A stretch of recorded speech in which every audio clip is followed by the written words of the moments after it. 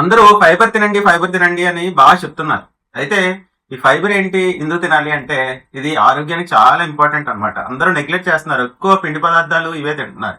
అయితే వీటిలో ఈ ఫైబర్ బాగా ఎక్కువగా ఉండేవి ఏం తీసుకుంటే మనకు బాగుంటదంటే చియా సీడ్స్ అని ఉంటాయండి. అది ఒక టేబుల్ స్పూన్ రాత్రిపూట నానబెట్టేసుకొని ఉదయం ఒక గ్లాస్ లో తాగారంటే ఖచ్చితంగా ఒక 5 గ్రాములు ఫైబర్ అయితే వస్తుంది అనమాట. అలానే అవిసి గింజలు అంటారు, ఫ్లాక్ సీడ్స్ అంటారు, అవి ఒక టేబుల్ స్పూన్ ఏదో ఫ్రై చేసో ఏదో రకంగా కానీ తీసుకున్నారు అంటే దానివల్ల 3 గ్రాములు మనకి ఫైబర్ వచ్చే అవకాశం ఉంది. అలానే శనగలు ఒక కప్పు ఉడకబెట్టినవి కానీ తీసుకున్నట్టయితే దాని నుంచి 7 నుంచి 8 గ్రాములు ఫైబర్ వచ్చే అవకాశం ఉంది. అలాగే జామ పండు తీసుకోవడం వల్ల కూడా ఒక 7-8 గ్రాములు ఫైబర్ వచ్చే అవకాశం ఉంది. అలానే ఓట్స్ ఒక హాఫ్ కప్పు ఓట్స్ డ్రైడ్వి నానబెట్టుకొని ఏదైనా చేసుకోండి దాని వల్ల కూడా ఒక 4 గ్రాములు ఫైబర్ వచ్చేది ఉందన్నమాట.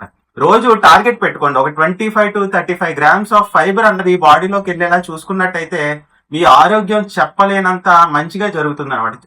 చాలా వరకు డిసీజ్ నుంచి బయటపడతారు, చాలా ఎక్కువ చేంజ్ మీరు అబ్జర్వ్ చేస్తారు. ఈ ఫైబర్ ఫుడ్ అన్నది ఒక 25-35 గ్రామ్స్ మీరు డైలీ కానీ కన్స్యూమ్ చేయగలిగితే మీ ఆరోగ్యం చాలా మంచిగా తయారవుతుందని అర్థం చేసుకోండి. Thank you.